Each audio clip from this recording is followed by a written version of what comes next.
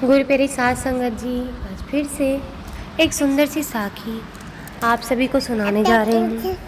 गुरु प्यारी साध संगत जी, परमात्मा कहाँ है?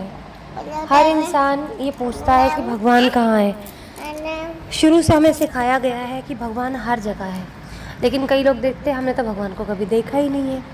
ये तो सब भ्रम की बात है कि भगवान होते हैं, और कई लोग मानते ही नहीं है कि भगवान होते भी हैं। बस वो तो सोचते हैं साइंस होती है, इसके अलावा कुछ नहीं होता। तो गुरु प्यारी साध संगत जी, आज ऐसी ही एक सुंदर सी साखी, सच्ची साखी आप सभी को सुनाने जा रही हूँ। ये कहानी है, ये साखी है संत नामदेव जी की। बड़ी ही सुंदर साखी है गुरु प्यारी साध संगत जी,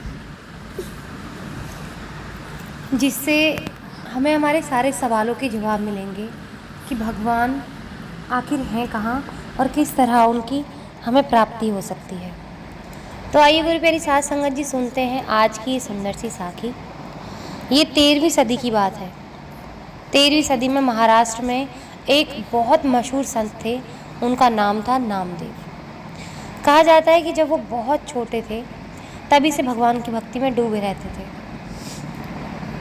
बाल काल में ही एक बार उनकी माता ने उन्हें भगवान विठोबा को प्रसाद चढ़ाने के लिए दिया, तो वो उसे लेकर मंदिर पहुंचे और उनके हट के आगे भगवान को खुद प्रसाद ग्रहण करके आना पड़ा। हम लोग भी खाने में से भगवान का नाम निकालते हैं, लेकिन नाम निकाल के साइड रख देते हैं। कोई ऐसी भक्ति करता ही नहीं है। किसी को सच में भगवान की प्राप्ति चाहिए तो बिल्कुल उनसे वैसा प्यार करना पड़ेगा जैसा कि हम इंसानों से कर बैठते हैं। तो गुरु प्यारी साध संगत जी, एक बार संत नामदेव जी अपने शिष्यों को ज्ञान भक्ति का प्रवचन दे रहे थे। तभी सुनने वालों में बैठे किसी शिष्य ने एक सवाल किया कि गुरुवर, हमें बताया जाता है कि ईश्वर हर जगह मौजूद है, और अगर ऐसा है तो वो हमें कभी दिखाई क्यों नहीं देते? हम कैसे मान लें कि वो सचमुच है, और अगर वो है तो हम उसे कैसे पा सकते हैं? नामदेव मुस्कुराए और एक शिष्य को एक लोटा पानी और थोड़ा सा नमक लाने का आदेश दिया। शिष्य तुरंत दोनों चीज़ें लेकर आ गए। वहाँ बैठे शिष्य सोच रहे थे कि भला इन चीज़ों का इस सवाल से क्या संबंध है। तभी संत नामदेव ने फिर से उस शिष्य से कहा, बेटा तुम नमक को लोटे में डालकर मिला दो। शिष्य ने ठीक वैसा ही किया। संत बोले, बताइए क्या इस पानी में किसी को नमक दिखाई दे रहा है? सबने नहीं में सिर हिला दिए। अब बोले, ठीक है, अब कोई ज़रा इसे चख कर देखे, क्या चखने पर नमक का स्वाद आ रहा है? संत ने पूछा। तो उसने बोला कि हाँ जी। तो अब संत बोले कि अच्छा, अब ज़रा इस पानी को कुछ देर के लिए उबाल लो।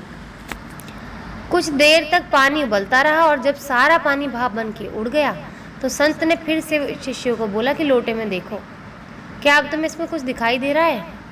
तो शिष्य बोले, हाँ, नमक के कण दिखाई दे रहे हैं ना गुरुवर। तो इस पर संत मुस्कुराए और बोले कि जिस तरह तुम पानी में नमक का स्वाद तो एहसास कर पाए उसका, पर उसे देख नहीं पाए, उसी तरह उस जग में, यानी कि इस जग में तुम्हें परमात्मा हर जगह दिखाई नहीं देते, पर तुम उसे अनुभव कर सकते हो। और जिस तरह अग्नि के ताप से पानी भाप बन के उड़ गया और नमक दिखाई देने लगा, उसी तरह तुम भक्ति, ध्यान और सत्कर्म द्वारा अपने विकारों का अंत कर भगवान को प्राप्त कर सकते हो। तो गुरु प्यारी साध संगत जी, भगवान हर जगह है। हम उन्हें महसूस कर सकते हैं, और पा कैसे सकते हैं?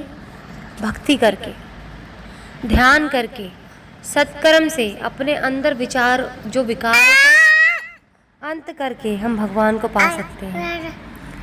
हमें अपने सत्कर्मों को, सुमिरन को इतना मजबूत बनाना होगा कि हमारे पाप कर्म मिट जाएं, और हमें हमारा मन फिर से पाप के रास्ते पर चलने के लिए ना कहे, हमें सिर्फ पुण्य के रास्ते पर चलाता रहे।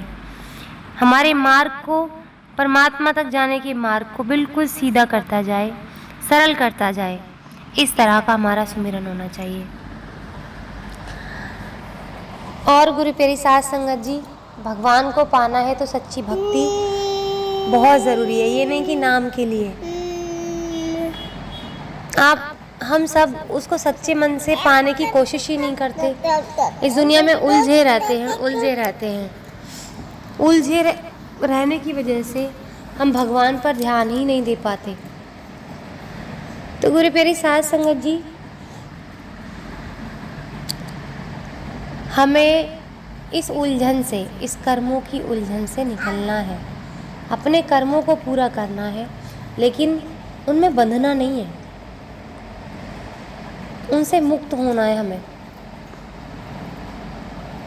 कर्मों के बंधन से मुक्त होते जाइए, मोह से मुक्त होते जाइए, सारे विकारों से मुक्त होते जाइए और कर्मों को पूरा करते जाइए। जिस दिन आपके कर्म पूरे हो जाएंगे, जो आपने 84 लाख योनियों से इकट्ठे किए हैं, वो पूरे होते ही आपको मुक्ति मिल जाएगी इस संसार से। हर जगह परमात्मा बसे हैं, तो अपने कर्मों पर हमें ये भी ध्यान देना चाहिए कि वो हर जगह से हमें देख रहे हैं, हर जगह से देख रहे हैं, वो हर समय हमारे साथ है। कई लोगों की बड़ी ये मान्यता होती है कि भगवान तो मंदिर में ही है, हमें देख नहीं रहे हैं, पर्दा लगा दिया तो भगवान सो गए हैं, हमें देख नहीं रहे। उन लोगों से पूछा जाए कि क्या ये पूरा ब्रह्मांड, उसमें कहीं ऐसी जगह है जब भगवान नहीं है? क्या भगवान सो गए हैं? भगवान सो जाए तो सृष्टि चल कैसे रही है? उन्हीं लोगों से पूछा जाए, वही कहते हैं कि सृष्टि को चलाने वाले भगवान हैं। तो क्या भगवान सो सकते हैं? और भगवान सो गए तो सृष्टि को चलाएगा कौन? तो उन लोगों की गलतफहमी है कि भगवान सो रहे हैं और भगवान के सामने हमने पर्दा कर दिया है तो वो हमें देख नहीं रहे हैं। तो ये बेकार की बातें हैं, इनमें कोई सच्चाई नहीं है। गुरु प्यारी साध संगत जी, ये सिर्फ उसी केस में है जिसका जीवन पूरी तरह से परमात्मा को समर्पण है, जो परमात्मा को अंग संग मानते हैं। गुरु प्यारी साध संगत जी, ऐसी भक्ति सिर्फ और सिर्फ भक्त प्रहलाद की थी। और भक्त जिनका नाम मशहूर हुआ है पूरी दुनिया में, मीरा जी थी। तो उन्होंने जितने लाड से अपने भगवान को रखा, उसी तरह से भगवान उनके सामने आए और उनसे प्यार किया। एक वृंदावन की मैया थी जिन्होंने कान्हा जी की मूर्ति को अपने साथ बच्चे की तरह रखा। तो जैसे उन्होंने रखा, भगवान ने वैसे ही उन्हें प्यार दिया। लेकिन उन दोगले लोगों को कुछ नहीं समझ आ सकता, ये दोगलापन ही है कि वो ना तो पूरी भक्ति कर पाते हैं और ना ही पूरे संसारी बन पाते हैं। तो या तो आप पूरे संसारी ही बन जाओ या फिर आप निरंकारी ही बन जाओ। निरंकारी मतलब हर इंसान में भगवान को देखने वाले बन जाओ। तो गुरु प्यारी साध संगत जी, आज इसी के साथ इस सुंदर सी साखी को यहीं समाप्त करना चाहती हूँ। मिलती हूँ आपसे अपनी अगली वीडियो में नई साखी के साथ। अब तक के लिए खुश रहें, सुमिरन करते रहें, सच्ची सेवा करते रहें।